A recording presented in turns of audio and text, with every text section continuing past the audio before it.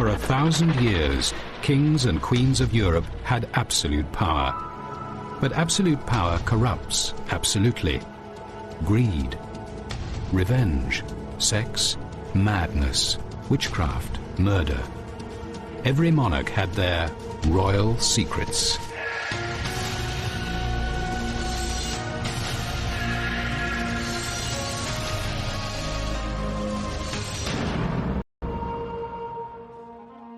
Throughout history, kings had the power to pick lovers on a whim.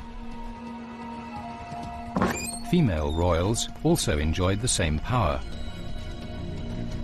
But unfortunately for their men, Russian Tsarina Catherine the Great and French Queen Marguerite of Valois both bestowed upon their lovers the kiss of death.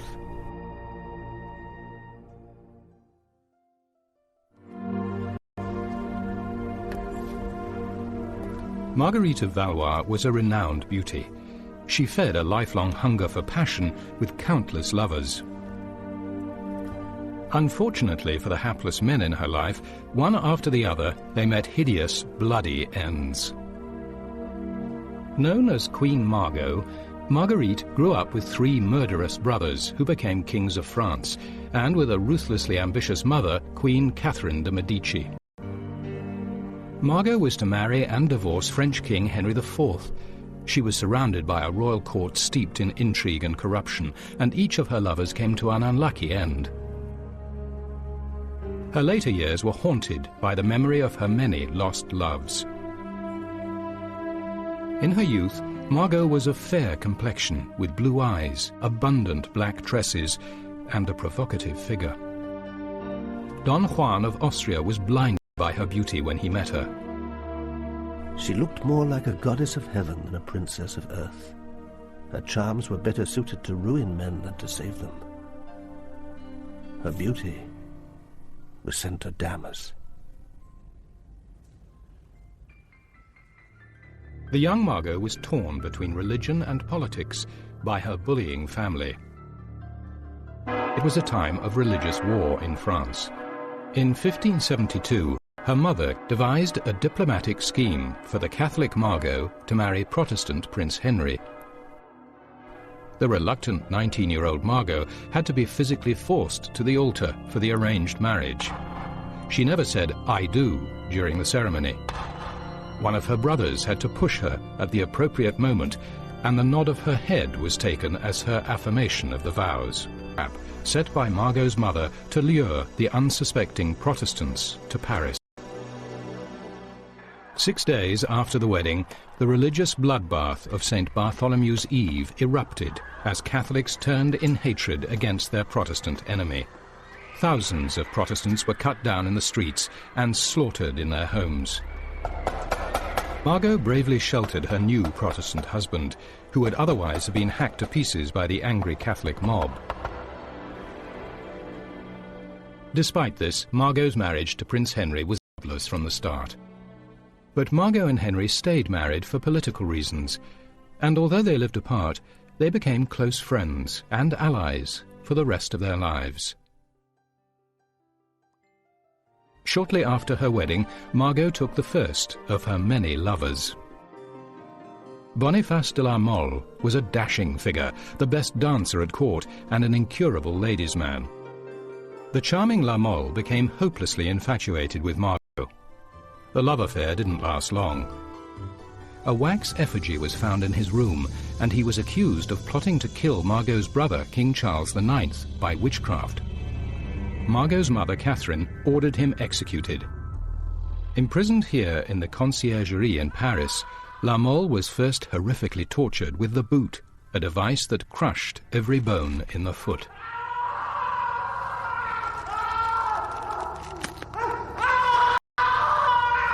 Margot's lover was then beheaded and quartered in the Place de Grève. Legend has it he asked the crowd at the scaffold to tell Margot his last thoughts were of her. For her part, Margot made a point of publicly wearing mourning for him. It was said that she herself retrieved her lover's skull so that it could be given a decent burial. La Mole's execution was the beginning of a lifelong pattern of thwarted love for Margot. Time and again she would find herself robbed of happiness.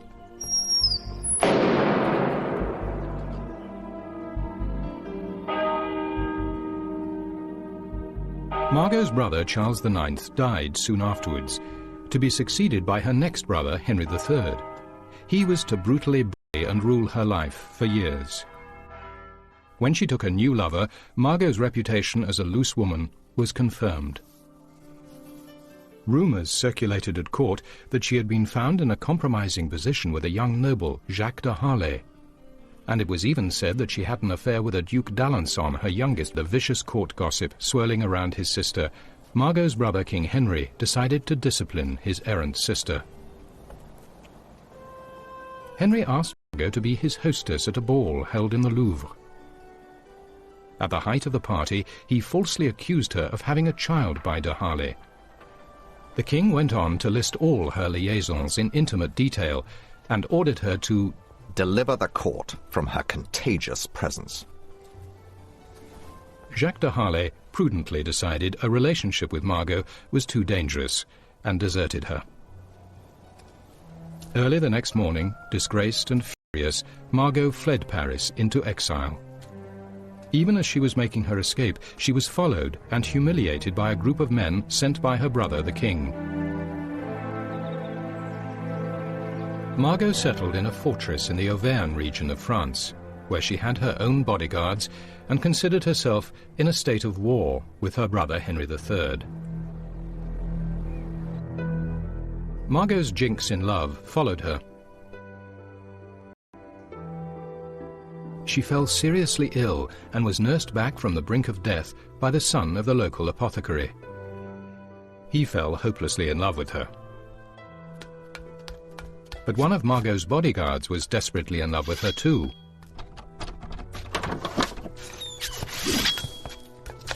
In a jealous fit, the bodyguard burst into Margot's bedroom and stabbed his rival to death.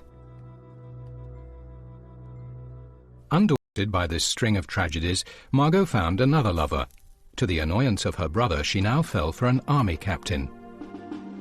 Margot described him as a touching figure who in an earlier century would have inspired the songs of troubadours. Trying to escape Henry's spies, the lovers were betrayed and apprehended by the king's troops. Margot tried to save her lover by hiding him in a chimney, but he was found, and Henry ordered him executed in front of Margot to teach his sister a lesson. Kissing a fragment of one of Margot's blue velvet gowns, the unfortunate young man was strung upside down until his head filled with blood. Still breathing, he was then dropped headfirst into an open grave and buried alive.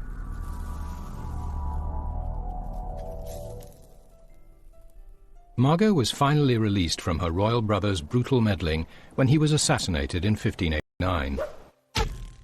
Margot was at last free from her dangerous and hated brother. Margot's estranged husband now became Henry IV. Middle-aged and still without an heir again, he would have to divorce Margot. Margot agreed to the split, but her price was a large annual allowance and a huge settlement. The divorce made Margot a rich woman. Now known as the Pearl of France, Margot continued to look for love. Still seeking virility, she democratically chose her lovers from all walks of life. There was a cathedral choir tenor, the son of a local carpenter, a shepherd, a valet de chambre, and even a strolling musician. Margot eventually persuaded King Henry to let her leave the provinces and return to Paris, but she was a parody of her former self. Now, in her 50s, Margot still insisted on dressing in the style and fashions of her youth. She had grown very fat and wore a great deal of makeup. She had lost her glossy, abundant dark hair and wore huge blonde wigs, half a foot higher than the current fashion. For a constant supply of hair, blonde foot were kept at hand to be shorn whenever she needed a new wig. Margot's unlucky affairs continued to cost her hapless lovers their lives.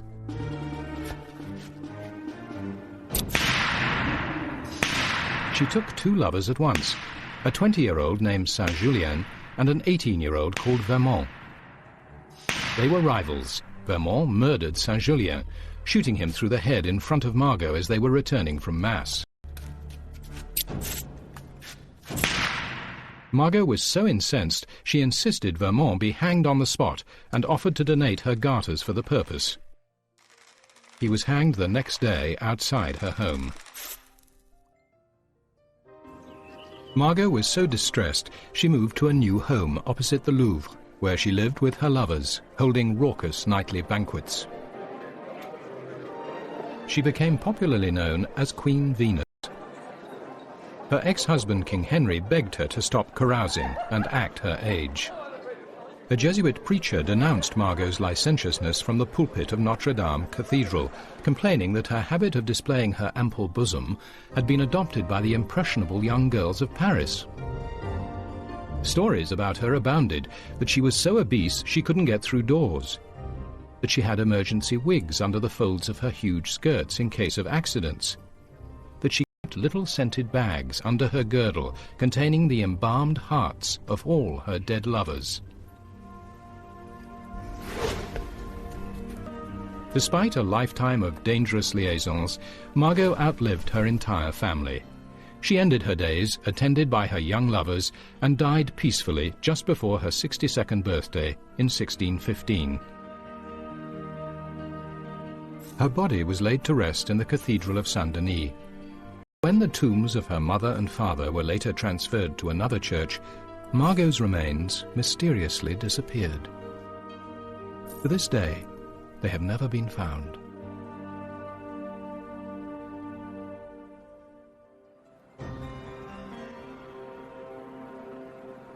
"200 years later, in Russia, another royal proved to have the kiss of death. But unlike Margot, this monarch loved power as much as she loved her paramours. She was Catherine the Great, Tsarina of all the Russias.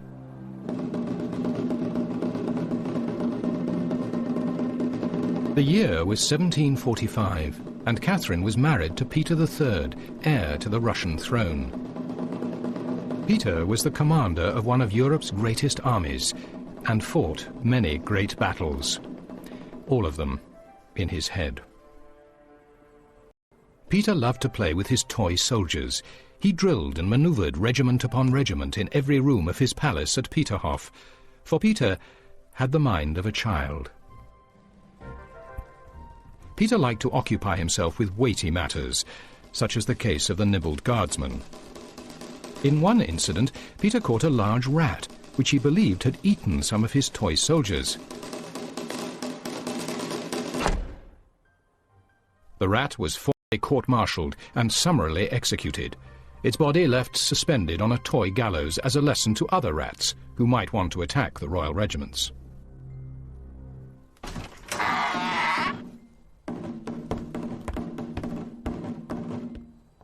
Under the circumstances, Catherine's marriage to Peter was not a happy union. Catherine once remarked that, "To read the dullest book was a pleasure when Peter walked into the room." the couple's bedroom was not a place for love, but a stage for Peter's toy army. The childlike Peter neglected his young wife, who remained a virgin for years after their marriage. The weak, unstable Tsar was completely under the control of his aunt, the Empress Elizabeth. And Peter had failed in his main duty, to sire an heir.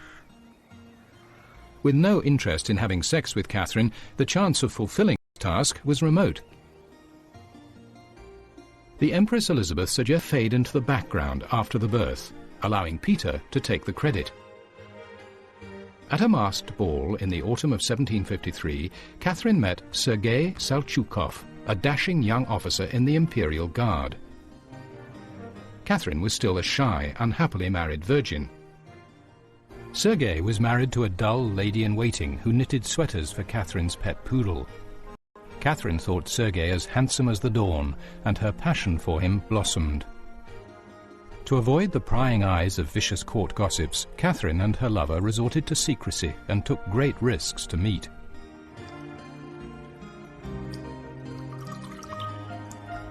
Catherine's sanctuary from her bizarre husband was in her beloved Sergei's arms.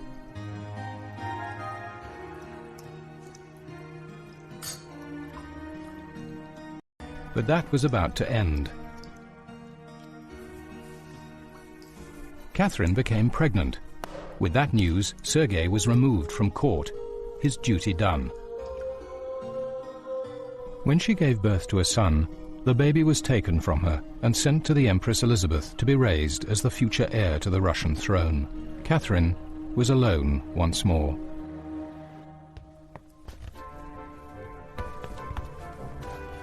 After her affair with Sergei, it was clear to Catherine that she could never return to her old celibate life.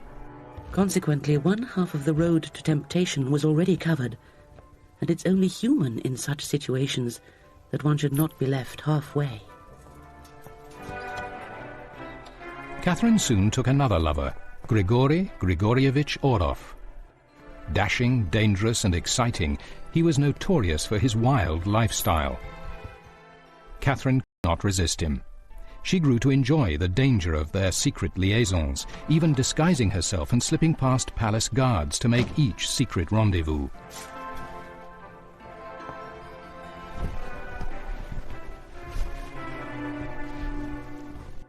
When Catherine became pregnant again, even the feeble-minded Peter might have noticed, so she took steps to hide her condition.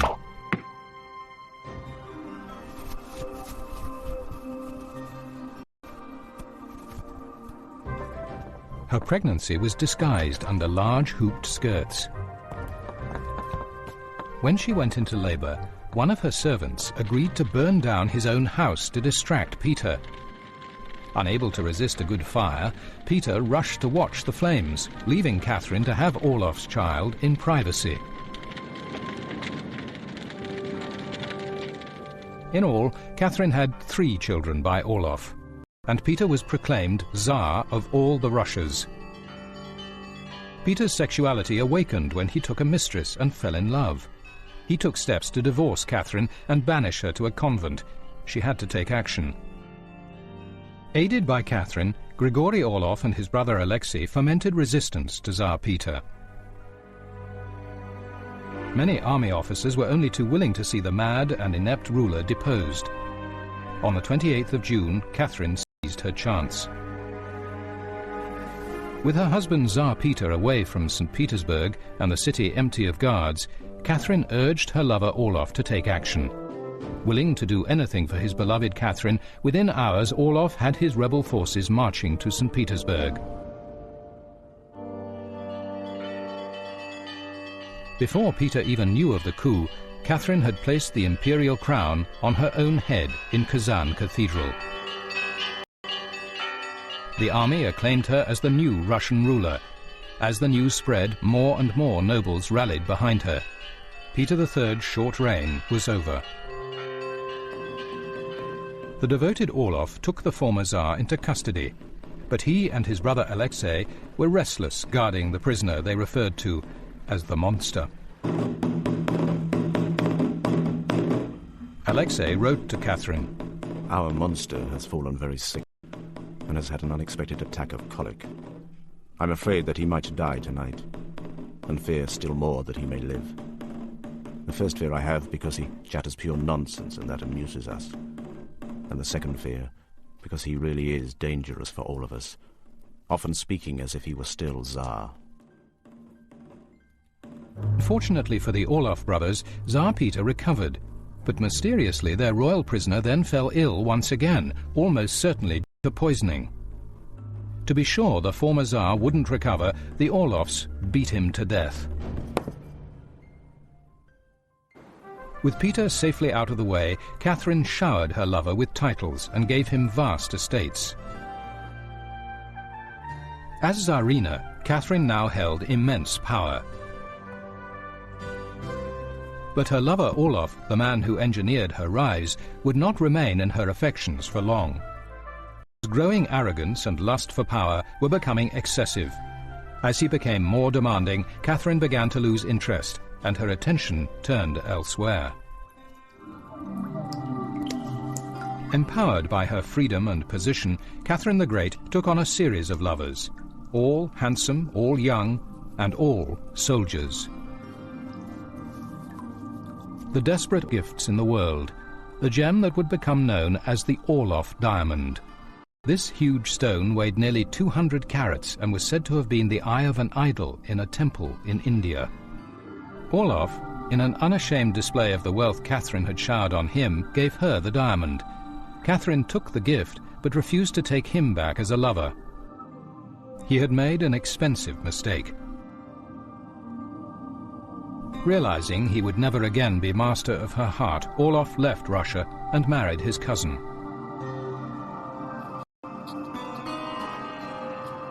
Grigory Orloff died in 1783. In the end, he went insane, obsessed and haunted by the part he played in the murder of Tsar Peter.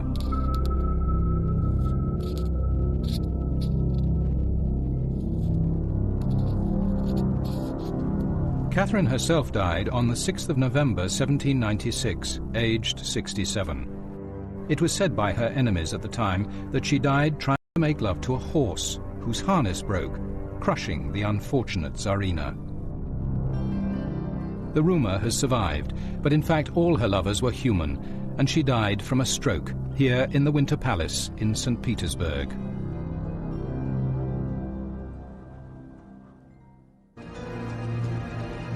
Catherine the Great used her passions to secure a throne. Queen Margot bedded any man she wanted. Both loved an army of unlucky men who unwittingly suffered the kiss of death.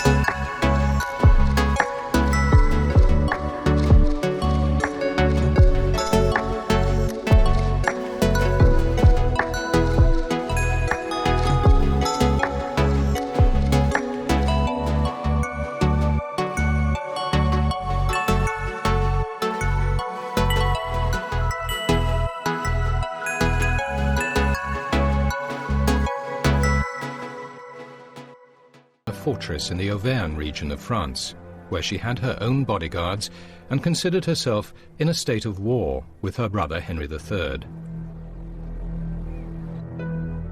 Margot's jinx in love followed her. She fell seriously ill and was nursed back from the brink of death by the son of the local apothecary. He fell hopelessly in love with her. But one of Margot's bodyguards was desperately in love with her too.